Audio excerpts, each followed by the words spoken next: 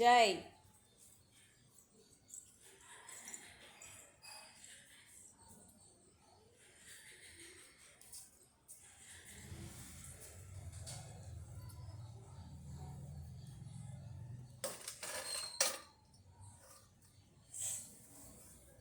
అందరికీ నమస్కారం. నా పేరు మోక్షిక. ఈ మట్టి వినాయకుడు చాలా బాగున్నాడు కదా.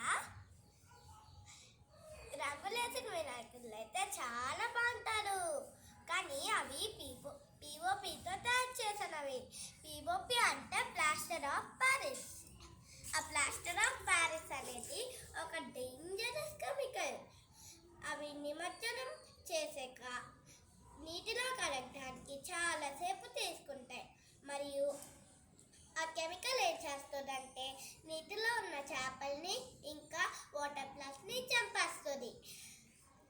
మట్టి వినాయకుళ్ళు అయితే కొంతసేపులో కదిలిపోతాయి, ఇంకా పర్యావరణాన్ని ఏమీ చేయదు.